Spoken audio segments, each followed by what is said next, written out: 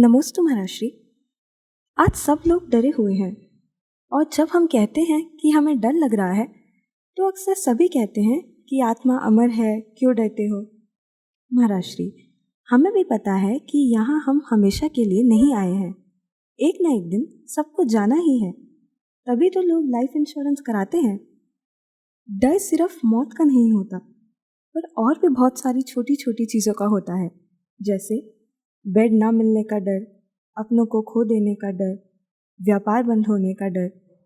इन डरों से कैसे बचें और कैसे अपने आप को शांत रखें, कृपया आप समाधान कीजिए। सबसे पहले तो हम ये समझें कि डर का विचारों से क्या संबंध है। हमारे अंदर जो विचार भविष्य की चिंता के साथ चलते हैं, जो हमने अपने आसपास देखा है, उसके साथ हमारा मन जो अपने आप इमेजिन करता है, उसके कारण से हमारे अंदर डर पैदा होता है। हमने देखा पड़ोस में किसी को कोरोना हुआ, बेचारा बहुत परेशान रहा, उसे बेड नहीं मिला, है ना। हमने देखा कोई ऑक्सीजन सिलेंडर के लिए तड़पता रह गया, किसी की ऑक्सीजन की कमी के कारण से डेथ हो गई। हमने देखा कि बहुत सारे लोगों के लिए आजकल जो अपना मंथली कमाते थे उनको अभी पैकेज नहीं मिल रहा है, परेशान हो रहे हैं, वो किसी भी तरीके से अपना खर्चा नहीं चला पा रहे हैं, ऊपर से दुनिया की आपत्तियां आ रही हैं। अब हम उस समय पर ये सोचते हैं कि हमारे साथ कहीं ऐसा हुआ तो, और हम जब सोचते हैं तो उस समय पर न केवल इतना सोचते हैं, उससे भी ज़्यादा और बेकार से बेकार सोच जाते हैं। और वो इतना बेकार सोच जाते हैं कि वो बेकार का सोच ही हमारे अंदर एक डर पैदा कर देता है। जरूरी नहीं कि ये सिचुएशन हमारे साथ बने, लेकिन हम कई बार उस सिचुएशन को अपने मन के अंदर इस तरीके से इमेजिन कर लेते हैं कि वही हमारे लिए डर का एक भाव पैदा कर देता है। और वो डर हमारा केवल एक वो विचार होता है जो हम अपने मन के अनुसार कर रहे हैं, है ना। तो ये चीज समझने की है कि डर कहीं और से नहीं आता है। डर हम आसपास की चीजों से, अपने ऊपर उसी चीजों को लेकर के, अपने विचारों से, और एक फ्यूचर में हमारे साथ ऐसा होगा, ऐसा हो सकता है, इस तरीके की संभावनाओं के साथ अपने अंदर एक डर का माहौल पैदा कर लेते हैं, डर पैदा कर लेते हैं। तो सबसे बड़ी चीज है, हम ये पहले समझ लें कि हमारे जीवन में जितने भी प्रकार के डर होते हैं, जितनी भी प्रकार की चिंताएं होती हैं, वो कभी भी उतनी होती ही नहीं है, कभी इतनी हमारे सामने आती ही नहीं है जितना कि हमारे अंदर उनकी चिंताओं का एक बोझ हमारे ऊपर डला रहता है ना। मतलब कि कहना चाहिए कि अगर आपके सामने 1000 चिंताएं हैं तो 1000 चिंताएं आपके जीवन में कभी सामने आने वाली नहीं है। आप चिंताएं कर रहे हैं, फ्यूचर के लिए होने वाला नहीं है। जरूरी नहीं है कि आपके साथ भी वही हो जो पड़ोसी के साथ हुआ है, जो सबके साथ हुआ है। हम अपने आप को ये समझ करके कि हमारा जो डर है वो हमारे कंट्रोल में है कि नहीं, उस फियर को हमें कंट्रोल करना है। तो कंट्रोल होगा हमारे अपने सोचने के तरीके से। जब हमारे सामने किसी भी तरीके की परिस्थिति हो, हमें पता होगा तो वो हमारे उस तरह के सिचुएशन पर डिपेंड करेगा कि हम उस समय पर क्या डिसीजन लेते हैं। और उस समय पर सबका अपना अपना एक भाग्य होता है। इस बात को आप हमेशा मान के चलो। किसी को वो चीज नहीं मिली, आपको वो चीज मिल सकती है। आप डर करके यूं ही परेशान हो रहे थे, आपके ऊपर किसी का आशीर्वाद आ सकता है, किसी की कोई भी आपके द्वारा किया हुआ अच्छा कार्य आपके लिए फलीभूत हो सकता है। आपके सामने वो सिचुएशन बनते बनते भी आपके साथ अच्छा हो सकता है। तो आप बिना वजह जो उससे पहले डर करके अपने आप को फ्रस्ट्रेट करते रहे, ये सब आप अपना नुकसान करते रहे। तो डर केवल हमारे अंदर जो उत्पन्न होता है वो भविष्य की चिंताओं को लेकर के आता है। और ये भी ध्यान में रखें कि डर जिस परिस्थिति को लेकर के आता है, वो परिस्थिति एक्चुअली अगर आपके सामने आ जाए तो वो उसमें आपको इतना डर नहीं लगेगा जितना आप उस परिस्थिति के बारे में सोच करके डरते हैं। फॉर एग्जाम्पल, आपसे अगर कहा जाए कि आप सोचें कि आप गाड़ी चला रहे हैं और आपका एकदम से एक्सीडेंट हो गया, आपकी क्या हालत होगी। गाड़ी बिल्कुल समझ लो ट्रक के अंदर चली गई। आप अगर इतना सोचेंगे और इससे डरेंगे तो हो सकता है कि आप गाड़ी ना चलाएं। और ऐसा अगर होगा तो ये कितना पैनिक होगा। आप सोच सकते हैं कि गाड़ी ट्रक के अंदर चली गई, हम उसमें फंस गए, हमारी उसमें डेथ हो गई, हम उसमें तड़फ रहे हैं, हमारे को बचाने वाला कोई नहीं। ये परिस्थिति अगर आपके सामने कभी आ भी गई तो आपको पता नहीं पड़ेगा कि आपके साथ क्या हो गया। मैं ये कहना चाह रहा हूँ, भगवान ना करे कभी ऐसा हो, लेकिन मैं आपको बता रहा हूँ, अगर हम किसी भी चीज के डर के बारे में जितना सोचते हैं, वो परिस्थिति जब हमारे सामने आती है तो उतना डराती नहीं है। वो परिस्थिति हमारे लिए इतना परेशान नहीं करती, बिल्कुल फेस टू फेस जब हम उससे अपने को बिल्कुल उससे सामना कर रहे होंगे, तब ऐसा नहीं होगा। जब आपके सामने वैसा होगा, आपको पता ही नहीं होगा, एकदम से एक हल्की सी चोट लगेगी, आपकी आंखें बंद हो जाएंगी, कुछ भी नहीं होगा। अगर कुछ होगा तो वह आपके लिए इतना डरावना फिर भी नहीं होगा जितना आप अपने सामने वो इमेजिन कर करके उस सिचुएशन को बना रहे हैं। तो डर को भूत कहा जाता है। डर एक भूत है, समझ आ रहा है? और ये भूत जिसके दिमाग में भर जाता है, ये भूत जिसका पीछा करने लग जाता है, वो आदमी कभी जिंदगी में कुछ नहीं अच्छा कर सकता है। इस भूत से बचना है।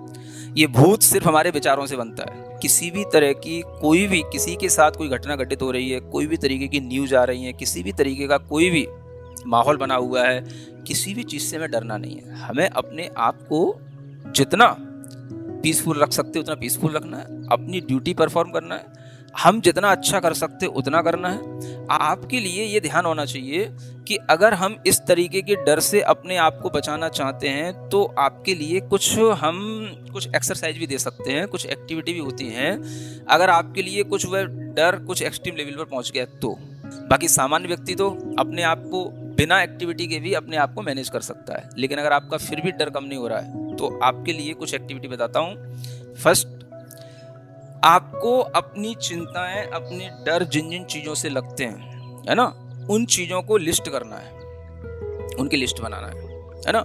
हमें इस चीज़ से डर लगता है, हमारे लिए ये नेगेटिव थॉट आता है, हमारे लिए इस चीज़ से परेशानी होती है, हमारे लिए इस चीज़ से हो जाती है, ठीक है ना। आप उस पर बिल्कुल लिख लो, 20 बातें तो 20 बातें लिख लो। 20 बातें लिखने के बाद आप शांति से कभी सोचो कि इसमें से कौन सी बात ऐसी है जो एक्चुअली हो सकती है और एक्चुअली में इससे हम वास्तव में डर सकते हैं। अब आप इतना सोचना, आप देखेंगे अगर आपने 20 पॉइंट बनाए तो मुश्किल से उसमें 3 पॉइंट ऐसे निकलेंगे जो वास्तविक होंगे, बाकी के 17 से 18 पॉइंट वो बेकार के होंगे। हमें इन पर वर्क करना है, इन पर फोकस रखना है। अब दूसरी चीज, अगर आपके अंदर इस तरीके का फियर क्रिएट होता है तो आपको उससे फेस करने के लिए अपना मन बनाना है, और उससे अपने को फेस करने के लिए अपने मन के अंदर अगर कोई इस तरीके का कोई भूत घुसा हुआ है तो उस भूत को निकालना है। अब फेस करने का तरीका यही होता है कि अगर वो चीज़ हमारे सामने नहीं है तो हम उसको अपने सामने ले आए। तो क्या करें, आप एक अकेले कमरे में बंद हो जाओ, समझ आ रहा है, और अकेले कमरे में बंद होकर के अब आपके सामने जो चीज़ें आपको डर पैदा कर रही हैं उन्हीं से आप अपने आप को बिल्कुल फ्री महसूस करो। अकेले कमरे में तो आपको कोई डर नहीं है, समझ आ रहा है। मान लो आपको डर लग रहा है हमारा कहीं एक्सीडेंट ना हो जाए, तो आपको ये बोलना है मेरा एक्सीडेंट हो गया मैं फिर भी खुश हूँ, मैं फिर भी खुश हूँ, मैं मर गया मैं फिर भी खुश हूँ, मैं फिर भी खुश हूँ। जिस चीज़ से आपको डर लग रहा है आप उसी से अपने आप को खुश करके हंसो, थोड़ी देर के लिए पागल बन के हंस जाओ, समझ आ रहा है, पागल बन के हा हा हा करके गब्बर की तरह हंस के पागल बन के, समझ आ रहा है ना। आप देखोगे कि आपका वह जो नेगेटिव इमोशन है, जो आपके अंदर ये फियर क्रिएट कर रहा है, ये बिल्कुल रिमूव हो जाएगा। हमें इन पर वर्क करना है, इन पर फोकस रखना है। अकेले कमरे में बंद होकर के आप उस चीज़ को अपने सामने ला करके, और उससे मुझे कोई डर नहीं, उससे मुझे कोई डर नहीं, यानी आपको डर लग रहा है जैसे कि मेरी कहीं जॉब ना छूट जाए, अरे मेरी जॉब भी छूट गई मुझे कोई डर नहीं, मेरी जॉब भी छूट गई फिर भी मैं हंसूंगा हंसूंगा हंसूंगा, ऐसे पागल बन के हरो ना। मुझे कभी ज़रूरत पड़ी, ऑक्सीजन सिलेंडर नहीं मिला तो भी कुछ नहीं होगा, तो भी मैं उस परिस्थिति में जी लूँगा या उसको भी मैं फेस कर लूँगा, उससे मैं कोई डर नहीं है, देखा जाएगा। तो आपके सामने जो डर पहले से आ रहे हैं आप उनसे विपरीत अपने अंदर पॉजिटिव इमोशन ला करके मुझे इससे कोई डर नहीं होगा ऐसा करके आप अपनी लाफिंग करें अकेले कमरे में, पागल बने थोड़ी देर के लिए, बी मैड, समझ आ रहा है। और बिना पागल बने दुनिया में कोई आदमी बड़ा बनता नहीं है, ध्यान रखना, समझ आ रहा है ना। कोई भी आदमी सक्सेस होता नहीं है, तो पागल बनना पड़ता है हर किसी को, तो आपको भी थोड़ा सा सक्सेस लेने के लिए पागल बनना पड़ेगा। ये एक दूसरी प्रैक्टिस एक्टिविटी है, ठीक है ना। तीसरी चीज़ ये है कि जब आप ऐसा कर लेंगे 2 स्टेप, तब आपका मन नेगेटिविटी से थोड़ा सा दूर हो जाएगा, है ना। अब आपका एक काम है कि अपने मन को कहीं ना कहीं इंगेज करना, क्योंकि माइंड एक ऐसी चीज़ है अगर आप उसको कहीं अच्छी जगह पर इंगेज नहीं करेंगे तो वो फिर आपके लिए खतरा बन जाएगा, है ना। वो ऐसा भूत है कि अगर उसको काम नहीं दिया जाए तो वो खुद को खा जाता है। समझ आ रहा है? जैसे कि पारा होता है उस सोने को खा जाता है, ऐसे ही हमारा दिमाग हमको खा जाता है। तो अब आप तीसरी स्थिति में एक अच्छा सा अपने सामने कोई भी आप अपनी मनपसंद चीज़ अपने सामने लाएं। मान लो आपको म्यूजिक अच्छा लगता है, आप म्यूजिक में मन लगाएं। आपको डांसिंग अच्छी लगती है, डांसिंग में मन लगाएं। आपको रीडिंग अच्छी लगती है, आप रीडिंग करें। आपको अगर मान लो कोई बैडमिंटन अच्छा लगता है, बैडमिंटन खेलें। फुटबॉल खेलना अच्छा लगता है, वो खेलें। जो भी कुछ ऐसा करें जिससे कि आपका मन थोड़ी देर उसमें लगे, है ना। लगते हुए भी ये ध्यान रखें कि हम ऐसा कोई एंजॉय करें जिससे कि किसी दूसरे को नुकसान ना पहुंचे। एक सबसे बड़ी बात है ना। ऐसा नहीं कि आपको अब ड्रिंकिंग करने मन लगता है तो आप ड्रिंकिंग करने लग गए, आप स्मोकिंग करने मन लगता है स्मोकिंग करने लग गए, ऐसा नहीं। ये दूसरे को और खुद को नुकसान पहुंचाने वाली चीज़ें हैं। तो ऐसी चीज़ें करें जिनसे दूसरे को और खुद को नुकसान ना पहुंचे, ये पहली शर्त है। तो उस मन को लगाने के लिए आप कुछ ना कुछ इस तरीके की एक्टिविटी करें।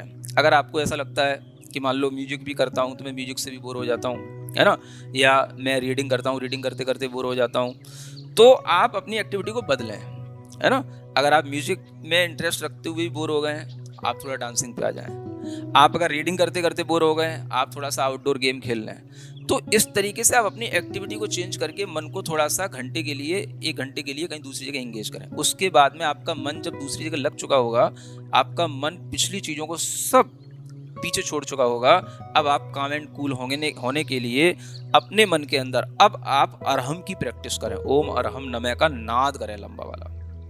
समझ आ रहा है? ये आपके अंदर भीतर और जो कुछ भी धुंधलापन है, जो कुछ भी आपके अंदर ये फियर के जस्ट लाइक क्लाउड्स हैं, वो सब आपकी जो है बिल्कुल दूर कर देगा। तो अब आप उस समय पर ओम अरहम नमः का लंबा लंबा चैंटिंग 10 बार करें। तो फिर उसके बाद में आप आंख खोल करके फिर जब देखेंगे तो आप अपने आप को बिल्कुल फियरलेस, बिल्कुल कूल एंड काम आप बिल्कुल अपने आप को फील करेंगे। और यही वो तरीका है जिसके माध्यम से आप अपने छोटे छोटे से डर दूर कर सकते हैं। और जब छोटे छोटे डर दूर करने लगेंगे तो बड़े बड़े डर भी दूर हो जाएंगे। क्योंकि एक बार अगर आपको प्रोसेस करने में आ गई, पकड़ में आ गई, तो फिर आप उससे मतलब कहना चाहिए जिस चाकू से या जिस राइफल से या जिस पिस्टन से छोटे छोटे लोगों को मारा जा सकता है, उससे बड़े बड़े भी काम हो सकते हैं। तो जिस टूल से हम अपने छोटे छोटे डर दूर कर रहे हैं, उससे बड़े बड़े डर भी दूर कर सकेंगे। तो वो भी सब हो जाएगा। तो पहले आप अपनी छोटी छोटी प्रैक्टिस करें, और प्रैक्टिस करने के लिए इस प्रकार की एक्टिविटी को बिल्कुल अपनी एक्सपीरियंस में लाएं और देखें फिर आपके अंदर क्या अलग ही तरीके का एक नोशन आता है।